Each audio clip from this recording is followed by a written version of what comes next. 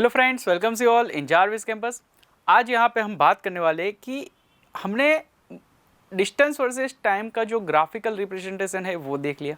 अब यहाँ पे हम बात करने वाले कि velocity versus distance, velocity versus time का जो ग्राफिकल रिप्रेजेंटेशन है कैसे होता है।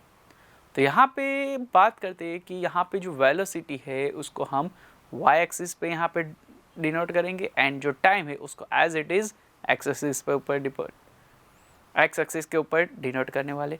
यहाँ पे हम बात करें कि जो ग्राफ है फॉर यूनिफॉर्म मोशन, क्या बोल रहा हूँ, फॉर यूनिफॉर्म मोशन जो है वो ग्राफ कैसा होगा, तो कि स्ट्रेट लाइन ही मिलेगा और वो भी एक्स एक्सिस के पैरेलल मिलेगा। क्या बोल रहा हूँ, स्ट्रेट लाइन और एक्स एक्सिस के पैरेलल ही मिलेगा। यानी कि यहाँ पे हम बात करें कि वेलोसिटी जो है वो फिक्स रहती है। यहाँ पे ग्राफ के अकॉर्डिंग अगर देखें तो वेलोसिटी आपकी 40 फिक्स है और यहाँ पे अगर टाइम जो है वो हम यहाँ पे पता लगाना हो तो ऑब्वियसली पता लगा सकेंगे, बट कितना डिस्टेंस ट्रैवल किया है वो अगर पता लगाना हो तो कैसे पता लगाएंगे। तो जैसे कि यहाँ पे आप ग्राफ के अकॉर्डिंग देखें तो यहाँ पे ए बी पॉइंट ले लेते हैं।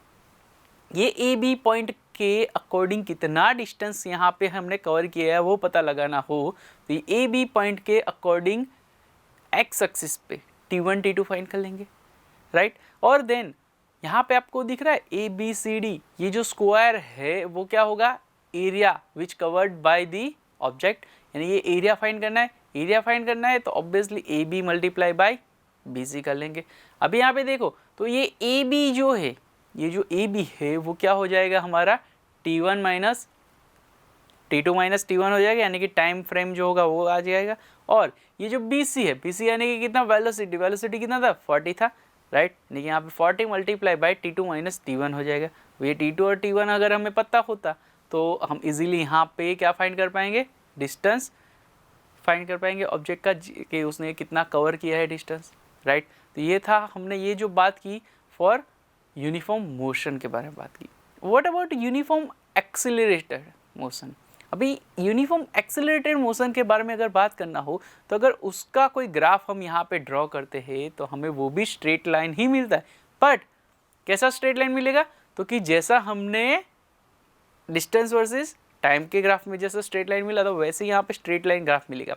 अभी हम यहाँ पे बात करें कि यहाँ पे अगर डिस्टेंस कितना कवर किया है, हमारे ऑब्जेक्ट ने कितना डिस्टेंस कवर किया है ये अगर पता लगाना हो तो हम यहाँ पे कैसे पता लगा पाएंगे।